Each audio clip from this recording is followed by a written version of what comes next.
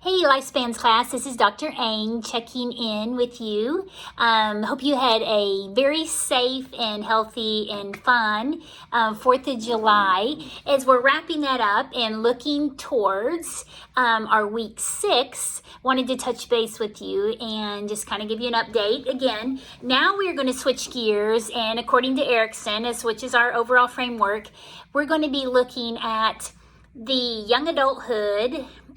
So gearing kind of an estimate of the 20-year-old to the 40-year-old is who we're looking at now. And this is going to be chapters 13 and 14. And it's intimacy versus isolation. And that's kind of self-explanatory as we're looking, you come through your strong friend groups as you're coming through school, and then as you enter the early career stages, and then you start to get this stage of certain friends now start to become in steady relationships, getting married, starting families of their own, and you can tend to have some shifts in relationships, which can put strain on some friendship groups. But you definitely hit that collision of having the intimacy versus isolation. So you either have that strong bond, and that can be through just friendships, or it can be through relationships, intimate relationships. And whether you have that or not, sometimes will dictate how solidified you feel as an individual. So definitely a little kind of controversy there just within yourself in your spirit of whether it's intimacy versus isolation and which one. And even it doesn't mean that you have to have friendships or relationships in order to have that intimacy, but you need to have some connective points somewhere. Sometimes that may be through, you could be a single female that happens to be a teacher, and you reach those connections or that sense of purpose and connection in a classroom with your students, for example. It doesn't need to be a boyfriend, girlfriend, or even your tight friend groups, but however, sometimes it might be. And if you've noticed, there's some, all stages, but specifically during this stage, there's some people that need to be around people all the time in order to feel kind of stable and fulfilled as an individual.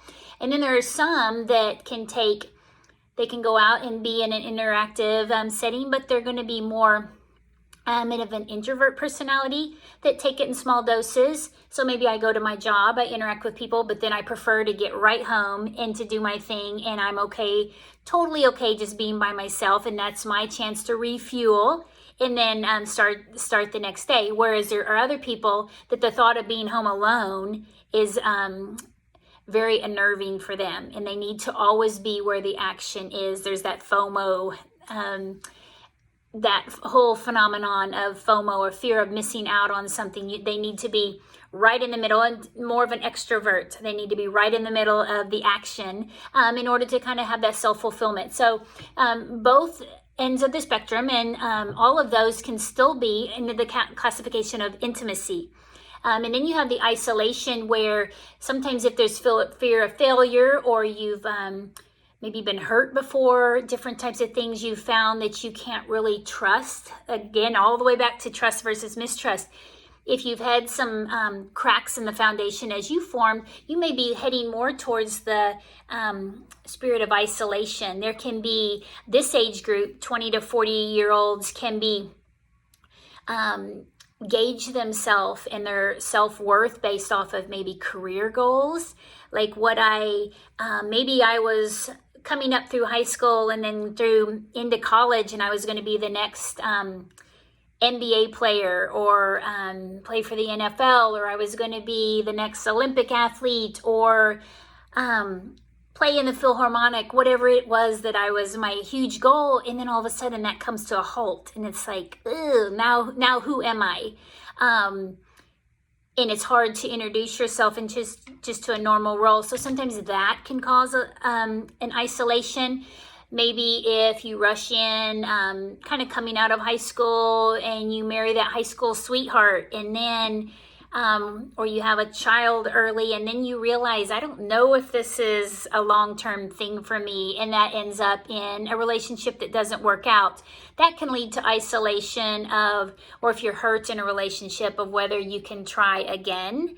Into finding a healthy relationship. Just lots of things. A lot of, you can look at in the PowerPoint and you'll see there's a lot of issues with self-image. This is the stage where now you go through different body type stages where maybe you're not as active as you were. You used to be on a team, and then now you're more at a desk job, and that starts to take its toll on you as well. So these type of things just that begin to be more work related. So what comes to mind when you think of now being a sole provider, or providing for a family, providing for children or for a spouse? Through your work efforts, which hopefully are fulfilling. But what comes to mind with that is stress and how you manage that stress. So all these things tend to fall pretty heavily between ages 20 and 40-ish. And natural aging will occur during these stages. As you're having kids, and the stresses of just life in general will happen between there. But also in this stage, there are some that are more controlled based off of our lifestyle choices. Some will be expected, but then some come based off of our choices, whether it's substance abuse, whether it is smoking, whether it is drinking alcohol, whatever types of decisions, just maybe even your lifestyle. Maybe you're in a very stressful job, and eating healthy and planned meals is very challenging for you, and you may or may not make that a priority, and you're okay for maybe 20 to 25, maybe even to 30. And then as you start to move into your 30s, creeping closer to your 40s, you start to see the impact of those choices. So whatever that may be, if you have had more of the isolation or broken relationships, different things, you maybe have gone down different lifestyle choices or paths that kind of lead to places when you start to come closer to 40 that you start to ask yourself, I don't know if that was the wisest thing, because you start to see as it snowballed what the effect is, and it can take its toll on your body through stress. There can be an increase in medications trying to manage certain things. If diet has not been a priority to you, you can start to see the impacts on that through an increase in BMI.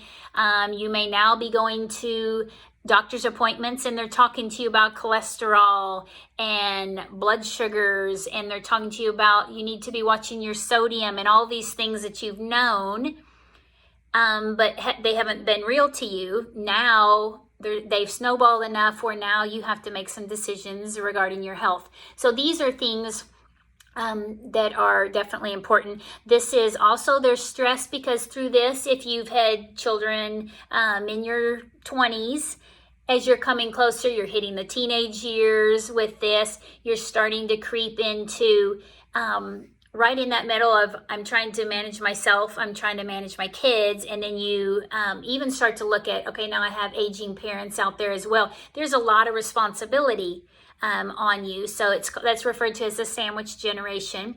But along with that, it adds stress. So just lots of little nuggets, goodies to look at through resources in Harvey. But that gives you a little idea, just intimacy versus isolation. And according to Erickson, this is going to hit around 20-ish to 40s. To 40. So that's going to be kind of young adulthood. As you hit middle adulthood, that's going to be the stage that we're referencing here. So if I can get a reflection paper 6 due Sunday by midnight, and then the following week we're going to hit with another exam, so we'll be ready for that. Also, don't forget that character analysis is out there waiting for you, so if you want to tackle that, go ahead. Any questions you have for me, just fire away. Hope you are doing well, and I hope that the course is manageable for you and you kind of got into your groove, because before you know it, if you look at that course schedule, we're going to be at the end before we know it. So want to be here to help you in any way I can. Have a super week.